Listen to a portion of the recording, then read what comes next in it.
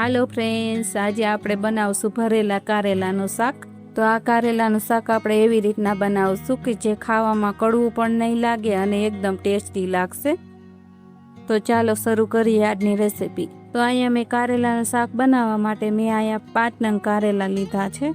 તો અત્યારે ચોમાસાની સિઝનમાં ખૂબ સરસ એવા કારેલા મળતા હોય છે. તો આ કારેલાનો આપણે બે સાઈડનો ડીટીયાનો ભાગ કાઢી અને છાલ કાઢી લઈએ.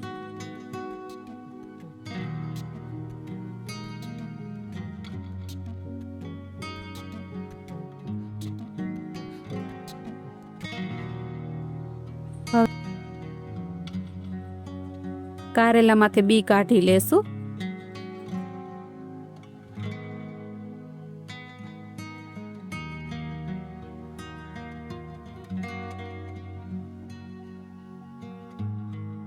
હવે એક કારેલાના 2 ભાગ કરી અને કાપી લેશું.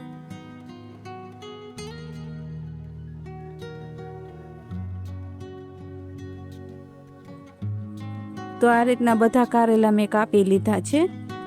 હવે કારેલાની અંદર પાણી નાખી અને સરસ રીતના ધોઈ લઈશું.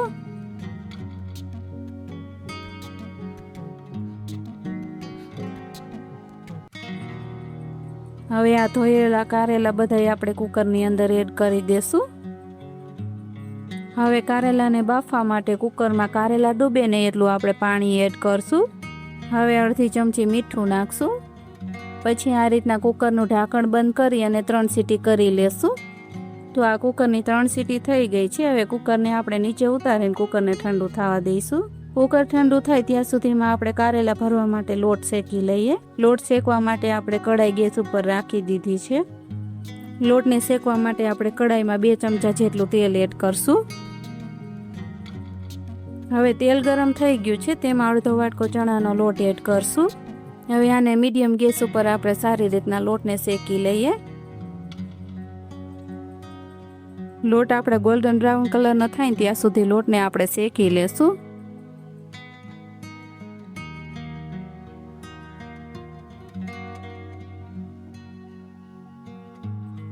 સ્વાદ પ્રમાણે તેમાં મીઠું એડ કરશું. પછી તેમાં થોડી હળદર, થોડો ગરમ મસાલો, તેમાં અડધી ચમચી ધાણા જીરું નાખી અને મિક્સ કરી લઈશું.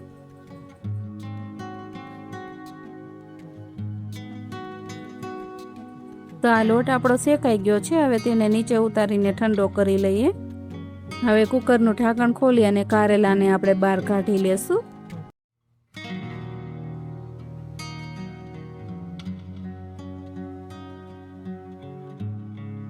કારેલા કડવા ન લાગે તે માટે આપણે પાણી નાખી કારેલામાં ધોઈ લેશું. આ રીતના 2 થી 3 વાર પાણીએથી ધોઈ લેશો ને એટલે કારેલા બિલકુલ કડવા નહીં લાગે. તો આ રીતના કારેલાને આપણે ઘસી અને 2 થી 3 પાણીએ ધોઈ લીધા છે. આ રીતના કરવાથી કારેલા બિલકુલ કડવા નહીં લાગે અને કારેલાનું શાક પણ એકદમ સરસ ટેસ્ટી લાગશે. હવે કારેલામાં પાણી બધું નિતારીને બહાર કાઢી લેશું.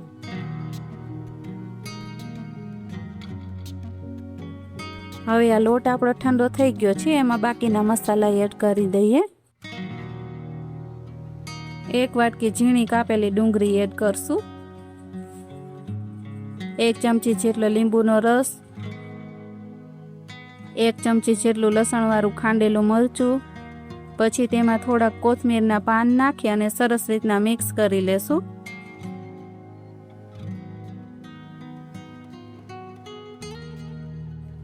આ બધું સરસ રીતના મિક્સ કરી લીધું છે. 1 ચમચી દરેલી ખાંડ નાખી અને મિક્સ કરી લેશું.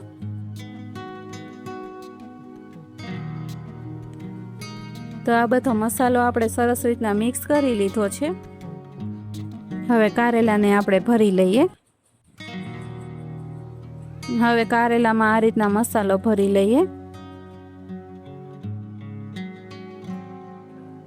આ વધેલો મસાલો વઘારમાં આપણે આ રીતના ભરી લેશું. આ કારેલા આપણે ભરી લીધા છે. હવે કારેલાનો વઘાર કરી લઈએ. હવે વઘાર માટે આપણે ગેસ ઉપર કઢાઈ રાખી દીધી છે. કઢાઈમાં આપણે 3 ચમચા જેટલું તેલ એડ કર્યું છે. તેલમાં આપણે થોડીક રાઈ એડ કરશું. રાઈ ફૂટી જાય પછી તેમાં થોડુંક જીરું નાખશું.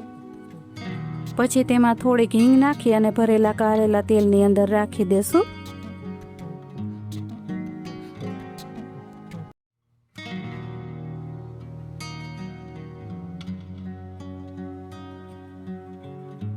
ગેસને હવે આપણે મીડિયમ કરી નાખશું. થોડીક વાર આપણે તેલમાં કારેલાને ફેરવતા કરી લઈશું.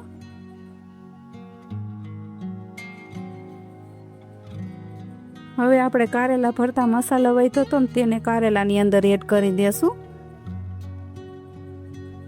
2 ચમચી આપણે તેમાં દરેલી ખાંડ એડ કરશું.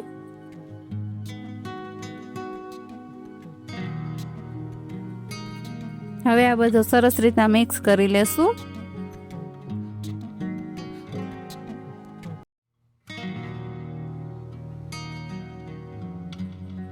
બે ચમચી જેટલું આપણે આમાં પાણી નાખશું એટલે મસાલો આપણો એકદમ સરસ રીતના મિક્સ થઈ જાય. આ મસાલાના લીધે કારેલાનું શાક આપણું એકદમ સરસ લાગે છે. હવે આ બધું સરસ રીતના મિક્સ કરી લીધું છે તો તૈયાર છે આપણું ભરેલા કારેલાનું શાક. તો મારી આ રીતે ચોક્કસ એકવાર ભરેલા કારેલાનું શાક ટ્રાય કરજો. રેસીપી સારી લાગી હોય તો વિડીયોને લાઈક કરજો અને વધારેમાં વધારે શેર કરજો અને ચેનલને સબસ્ક્રાઈબ કરીને બેલ આઇકનનું બટન દબાવી દેજો. Thank you for watching.